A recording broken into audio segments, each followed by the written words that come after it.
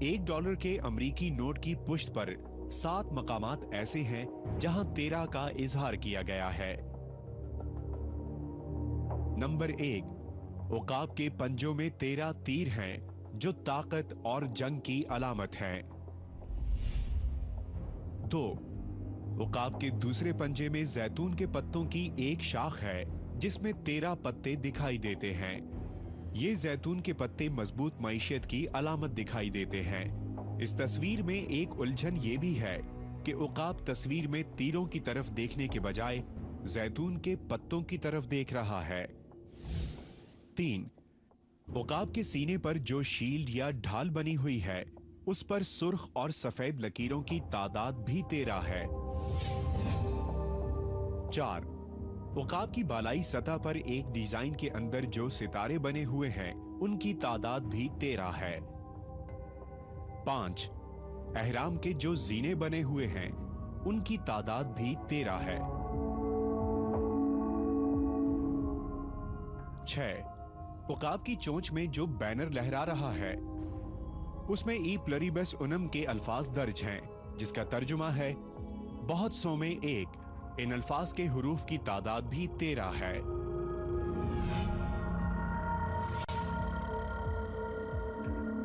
7, एहराम की तस्वीर के बालाई रुख पर दाएं और बाएं लिखा हुआ है एनुइट सेप्टिस जिसका तर्जुमा किया जाता है आगाज को अमल अंगेजी बख्शना, या हमारी मैशियत कामयाब होगी, या वो खुदा हमारा साथ देगा। दिलचस्प हकीकत यह है कि एनुइट सेप्टिस के कुल हुरूफ की तादाद भी 13 है। यहां दिलो दिमाग में 13 का हिंसा गर्दिश करता चला जाता है जिसे यूरोप में नहुसत की अलामत समझा जाता है।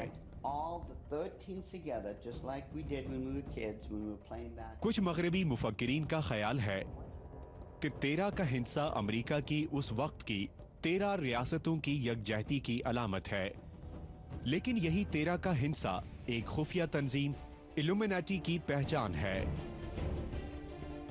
कई तहकीककार कहते हैं ये 13 का हिंसा इल्यूमिनाटी के 13 खानदानों की अक्कासी करता है।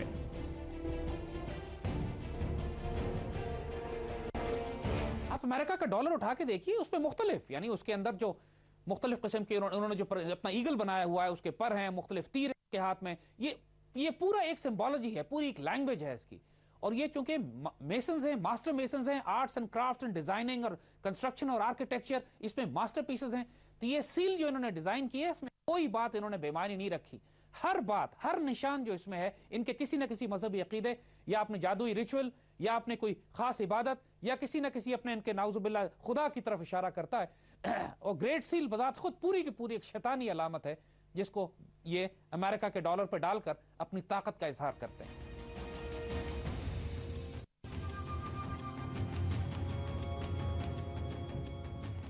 इल्यूमिनाटी नामी ये खुफिया तंजीम 1760 के अशरे में कायम की गई। कई मुहक्किकीन इस तंजीम का आगाज 1776 में बताते हैं। इस तंजीम का बुनियादी एजेंडा था वन वर्ल्ड गवर्नमेंट।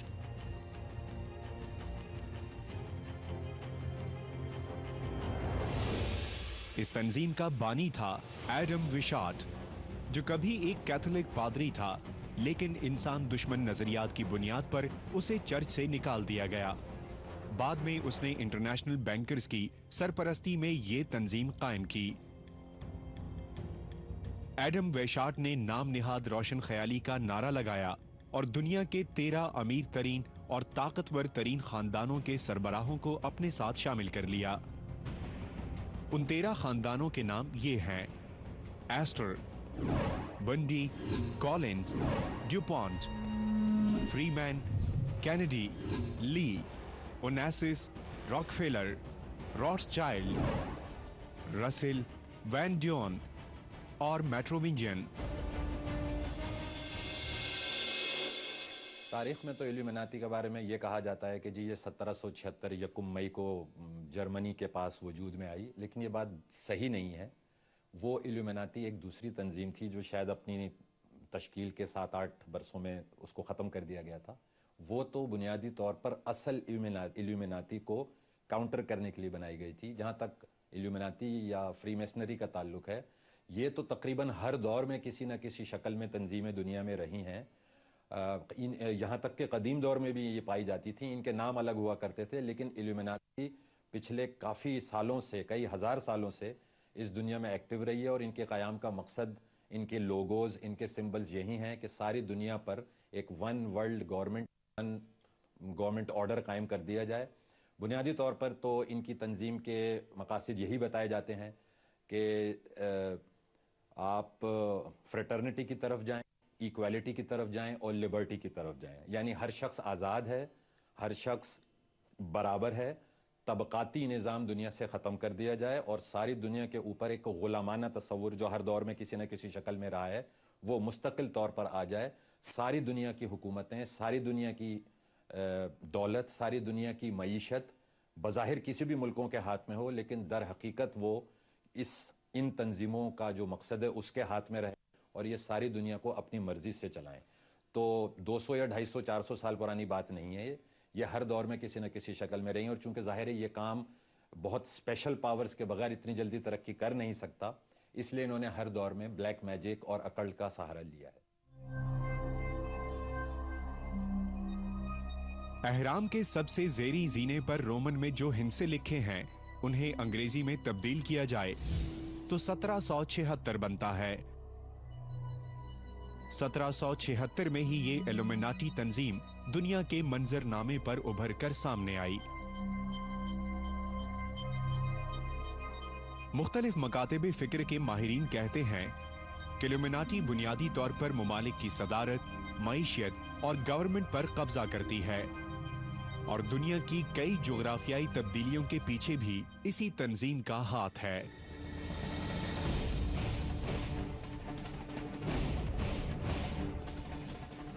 اس ایلومیناٹی تنظیم کے بنیادی نقاط یہ ہیں: 1. خاندانی نظام کو ختم کر کے ہر شخص کو انفرادی زندگی کی ترغیب دی جائے. 2. دنیا میں موجود تمام ممالک کو رفتہ رفتہ ختم کر دیا جائے. 3. دنیا کی تمام تہذیبیں فنا کر کے ایک تہذیب رائج کی جائے. 4. آخر دنیا کے تمام مذاہب کو ختم کر دیا جائے. 5. جب یہ سب ہو جائے تو ایک عالمی حکومت بنائی جائے.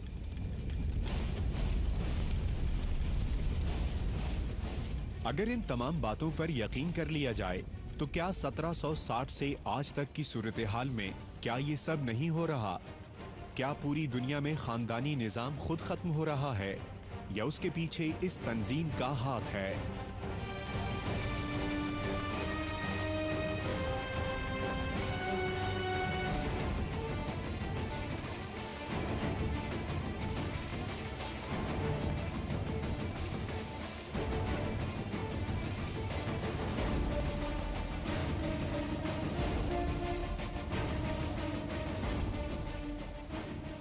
ہر شخص کمپیوٹر، موبائل، ٹی وی اور دیگر آسائش کے بعد تنہا ہو رہا ہے یا نہیں؟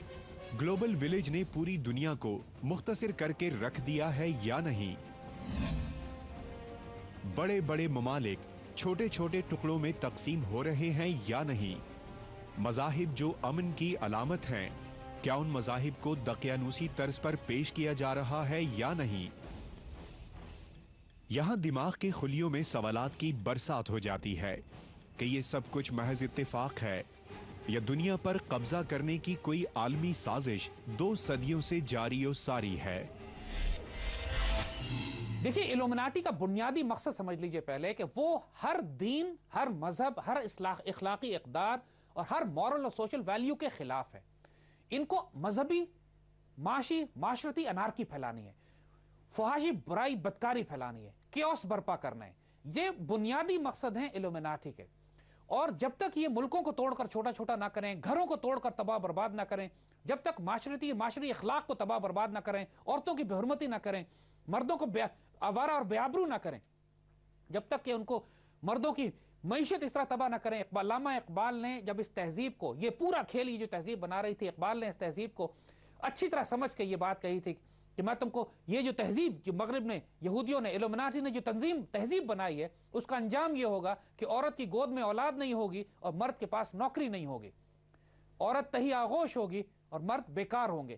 یعنی یہ تہذیب بنیادی طور پر الومناٹی کا مقصد یہی ہے.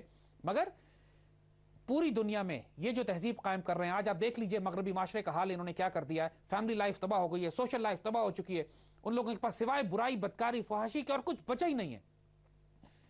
بچے ماں باپ کی شکلیں نہیں دیکھتے, جوان ہونے سے پہلے بے آبرو ہو چکے ہوتے ہیں, جوان ہو کے ماں باپ کو گھر سے باہر نکال دیتے ہیں. پورے مغربی معاشرے کا یہ حال کر چکے ہیں اور یہی مسلمان معاشروں میں یہ کرنا چاہتے ہیں. میڈیا ان کا سب سے طاقتور ہتھیار ہے اور میڈیا کے ذریعے ڈس انفارمیشن, جھوٹ, پروپیگنڈا, لائز, فحاشی, برائی, بدکاری, فیملی اور سوشل اقدار کو تباہ کرنا ان کی بنیادی ان کی کوششیں ہیں. اور اگر آپ ماڈرن فلمیں بھی دیکھیں جس کے اندر یہ جادوگری کو, سحر کو, یعنی لارڈ آف دا رنگ ہو, چاہے اس کے بعد ہیری پوٹر ہو, وہ تمام فلمیں جو بچوں میں ہمارے انہوں نے سرایت کر دی ہیں, ان تمام, اور ایلینز کی اور جادو اور عجیب عجیب مخلوق کی اور ایسے ایسے آنے والے دور کی تباہیوں کی جو جدید دور میں فلمیں یہ نکال رہے ہیں, ان کسی فلم میں بھی اللہ, رسول, قرآن, دین, اخلاقی کردار, مورل ویلیوز کا کوئی ذکر نہیں ہوتا. ایک نسل تیار کی جا رہی ہے پوری دنیا میں کہ جس نسل کے پاس نہ اللہ ہے, نہ رسول, نہ قرآن, نہ کتاب, نہ مورل ویلیوز. یہ سب اپنے میڈیا کے ذریعے کر رہے ہیں. ہالی ووڈ ان کا سب سے بڑا ہتھیار ہے. پوری دنیا کا میڈیا, پوری دنیا کے میڈیا کو بڑے بڑے یہودی اور فری میسونک اور الومناٹی کے خاندان کنٹرول کرتے ہیں اور اسی کے ذریعے انفارمیشن مینجمنٹ بھی ہے, پوری قوموں کی ری پروگرامنگ بھی ہے, نئی نسل کو تباہ برباد کرنا بھی ہے. یہی ان کے ایجنڈا میں شامل ہے.